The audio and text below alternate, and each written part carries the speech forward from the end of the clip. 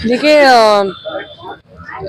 सभी 5 सूत्री मांग लेके बैठे हैं और हमने बोला है कि हमारी सरकार से हम लोग को इसलिए उम्मीद है क्योंकि पहले मुखिया जी लोग किसी का काम नहीं कर पाते थे। पूर्व की सरकार जो आजसू बीजेपी की थी, ना पेंशन बना पाते थे ये लोग, हर किसी को घर भेजना पड़ जाता था वापस, हर कोई निराशाजनक जनता एकदम मतलब समझिए मायूस होके घर से लौटते थे मुखिया जी के घर से।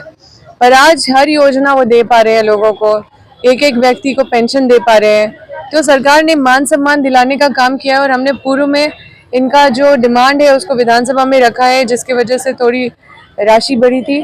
लेकिन क्योंकि सम्मानजनक राशि सभी मुखिया को चाहिए और उनका जो 5 सूत्री मांग है वो ये है कि अगर कोई आकस्मिक मृत्यु हो जाता है तो 30 लाख का कंपनसेशन होना चाहिए, 30,000 केरल की तर्ज पे इनका वेतन होना चाहिए। फिर इनका जो वित्तीय शक्ति जो छीन लिया जाता है किसी के आरोप पे, तो बहुत कमज़ोर पड़ जाते हैं और इनको थोड़ा सा अच्छे से गहन जांच होना चाहिए। तुरंत इनका वित्तीय शक्ति नहीं छीना जाना चाहिए।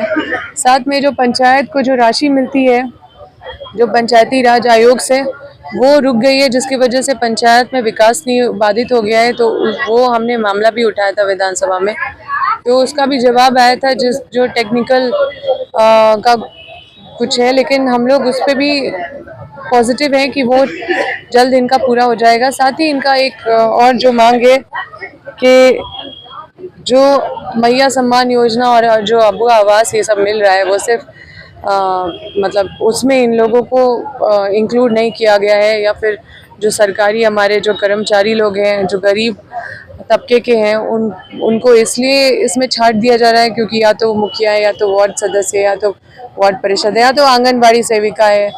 तो ये जेन्युइनली अब हम लोग को देखना होगा कि जो गरीब है, जो श्रेणी में आते हैं, उनको इंश्योर करना होगा कि उनको भी सरकार का लाभ मिले। दो चीजें हैं, एक तो मैया सम्मान योजना सरकार की महत्वपूर्ण योजनाओं में से एक, लोग चाह रहे हैं हमको भी मिलना चाहिए। आप भी ये कहें कि ये लोगों ने भी मांगा है, ये कैसे पूरा हो पाएगा? आपको पता है क्या निश्चितकालीन धरना है, आपकी आप बातचीत करने के बाद क्या लगता है, आगे कंटिन्यू रहे हैं खत्म करके वापस लौटे? देखिए सभी मुखिया जनप्रतिनिधि हैं और इनको जितना मतलब इनको विश्वास भी हमारे सरकार से ही है, क्योंकि पूर्व में कुछ भी नहीं हुआ। कितनी भी सरकारें आई, कभी कुछ ना, लोग जागरूक भी नहीं थे कि अपनी डिमांड को ऐसे मांग सकते हैं। तो एक एक करके सबकी समस्या हमारे सरकार के माध्यम से हल हो रहा है। और जब इनकी मांग है और कई समय से ये बैठे हुए हैं, तो ऐसा नहीं कि आंख और कान हमारी सरकार बंद करके बैठी रहती है। ज़रूर उनका प्रयास चल रहा होगा, मुखिया जी को भी खुश करना है। तो मुखिया जी को तो दुखी करके राज्य नहीं चलाया जा सकता है, इसलिए इनके पक्ष में सरकार ज़रूर कुछ अच्छा निर्णय लेगी। हम लोग विधानसभा में भी इस मामले को रखे थे, मुखिया जी लोग के साथ माननीय मुख्यमंत्री जी के पास भी लेके गए थे मिलाने के लिए। फिर उस समय आलमगीर आलम जी थे, उस समय उन लोगों के पास भी डेलीगेशन गए थे मिलने के लिए। तो हमने बहुत पहल किया अपने तरफ से, हमने कहीं भी नहीं छोड़ा है। और कुछ दिन में हमारी मुलाकात फिर होनी है राज्य के नेतृत्व से, तो हम वहाँ पे बात रखेंगे।